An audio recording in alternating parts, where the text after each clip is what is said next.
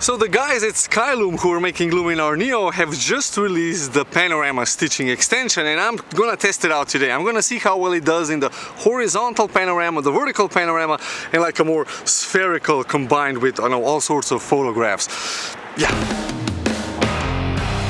So the first sequence is going to be a horizontal panorama. I'm gonna take 4 photographs starting from the left going to the right and making sure that they are overlapping so that Luminar can actually stitch them together into one seamless photograph.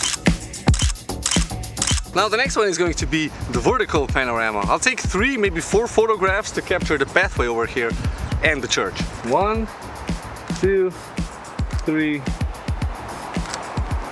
and 4. And now I'm going to do a spherical panorama. I will take 9 photographs, so 3 in the bottom, 3 in the middle, and 3 on the top to get a more spherical field of view. So I'm really going to increase the focal length of my lens this way, making the shot look really wide angle.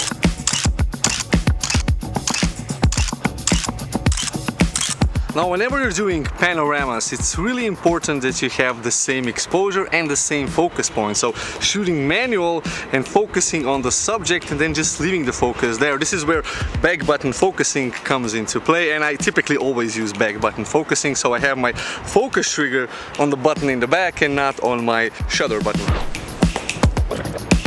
Now, another cool trick about stitching panoramas together is that you can get a really shallow depth of field on a wide angle photograph even though you don't have a very low aperture lens. Now, I was shooting this with f2.8, but I was zooming in to 70mm. Now in 70mm the photograph just looks really tight, but I do get that shallow depth of field. Now if I want to get a wider shot I have to go further back, but then I lose the depth of field because my distance to the subject has changed. However, if I'm stitching everything together with those tight shots, I can actually get the effect of a shallow depth of field with a longer focal length, and well, this is how it looks. So I've been using Luminar NEO for the past 6 months and I have to say I'm really impressed. It really speeds up the workflow and you can really create some magical photographs, and I'm really thankful for the people who are making this in the Ukraine. So they're actually under fire when they're developing this, and they're just rolling out these extensions, and the panorama stitching is the brand new one.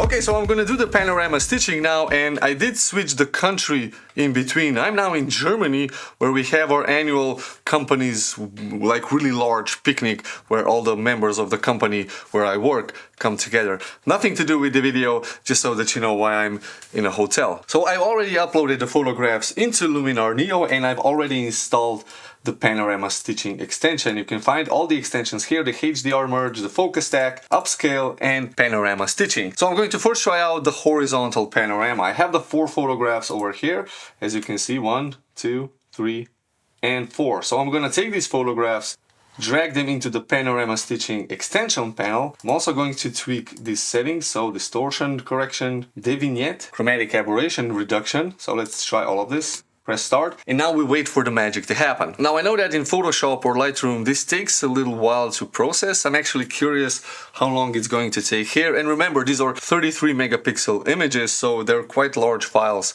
that need to be processed. Okay, here we go. We have a couple of options. So we have the spherical option, the cylindrical option, which kind of distorts everything. I have then the plane option, which is kind of okay, but I think that the fisheye actually does the best job. So I'm going to go with the fisheye. I can also correct the angle over here just by clicking on the image. Continue.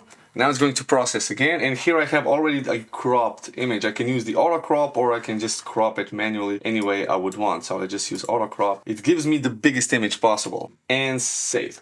I'm trying to find a cool angle because this is like a very improvised room. Okay, so Luminar creates a new panorama stitching folder, and if I open this guy up, so I'm going to quickly edit this just to give it a more, feely, touchy-feely look. So first of all, develop. I'm gonna lift up the shadows, take down the highlights, like so. Then I'm just going to add some sharpness back, and then use Luminar NEO's artificial intelligent enhancer. So first of all, this really works well.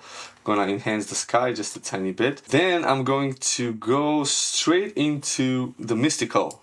This kind of creates a soft image. Also glow, I'm going to go with ortone glow, which gives a nice cool look. To bring back some structure, I'm going to use structure. So structure AI, this is going to add more structure to the image like this.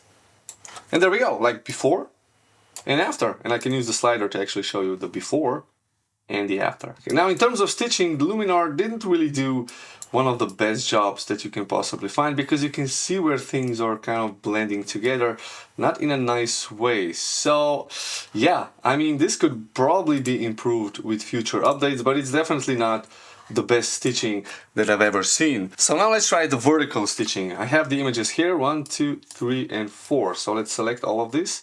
Panorama stitching. Now I'm always trying to push the programs to the max whenever I'm testing something out, and an image like this, which is really contrasty, and you have very different background and foreground elements, like with the church here, you have a blue sky with clouds, but then you also have this church which is in the foreground. And if the stitching across the subject isn't really good, well, then it's going to really show in the software, and here you can definitely see it, at least in the horizontal panorama. So let's see how the vertical one looks.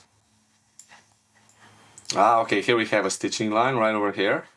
This didn't really do a good job, to be honest, and there's Alex playing a video game.